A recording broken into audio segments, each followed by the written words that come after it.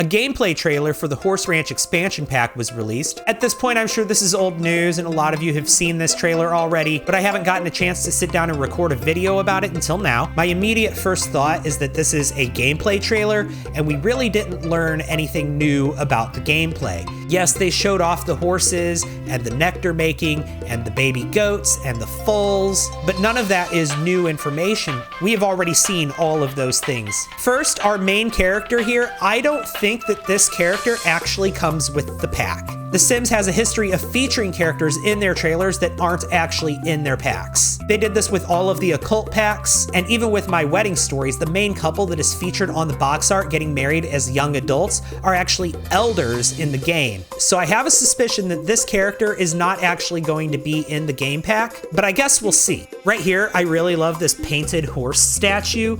That's really cool. If you look really closely at it, you can see that it's a desert skyline. And in the next clip, we see an infant in a onesie that looks like it might possibly be inspired by that horse. This is a horse onesie, similar to the chicken onesie that came with Growing Together. And it looks like this rainbow swatch might be the unicorn swatch. Now this Sim, I think, actually does come with the pack. It says she's the owner of the equestrian center in town where all of the tournaments take place, like barrel jumping. Also, I have not brought this up yet in any of my previous videos, but yes, there are fainting goats. And I've gotten a lot of comments asking about why they're only showing the baby goats and the baby sheep. The goats and the sheep that are in this game pack are miniature breeds. I think they stay the same size probably their whole life. And I really like this horse's design. I hope that this horse and this Sim come with this pack, and they weren't just made for the trailer. I suspect this household probably does not come with the pack and was just made for the trailer, but I wouldn't be surprised if they do. And also in the background here, we can see the horse trailer.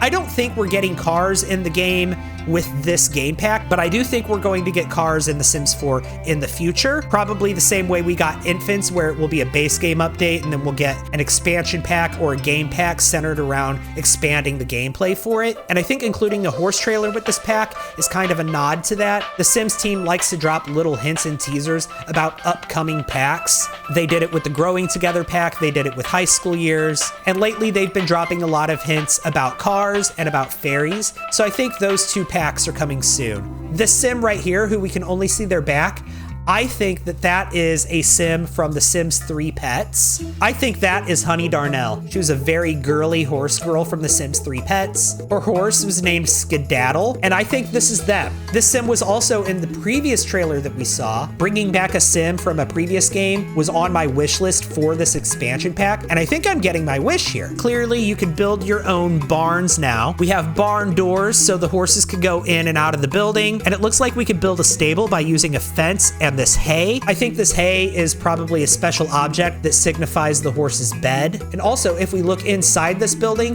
it has wooden ceilings. Not only are they showing it in this trailer, but they've been showing it in all of the promotional materials leading up to this pack's release. I hope that being able to change the color or texture or patterns of ceilings is a base game update. I hope that's not a feature locked behind this pack. But from looking at the build by catalog, I do think ceiling patterns are their own new category, because I did see what looked like ceiling tiles or ceiling patterns in the build by catalog. And this building right here has been featured in a lot of the promotional materials. First of all, I want to talk about how these columns are going all the way up to the roof. I believe right now this can be accomplished in the game by pulling out the eaves and then just extending the column. But also, if you look closely, it looks like there's a spandrel that doesn't have any wall above it. And so I'm really curious about that. This Sim right here is the Sim who runs this adoption facility. I do think this Sim is included with this pack as they serve a special purpose. And I need to talk about this animation right here with the ball. How is the horse holding on to this ball? How is that happening? They did tell us a little bit more about the ranch hand. Previously, all we knew was that you could hire a ranch hand. Now we know what they do. They'll do your gardening, they'll take care of your animals, and you use this community board to hire ranch hands. Pictured here is a truck. I do think this truck is going to be in debug. I don't think it's going to be usable. But what I find interesting is that this horse trailer and this truck are arranged in such a way where it looks like the trailer is attached to the truck. The nectar making looks like it's pretty much just the nectar making from The Sims 3.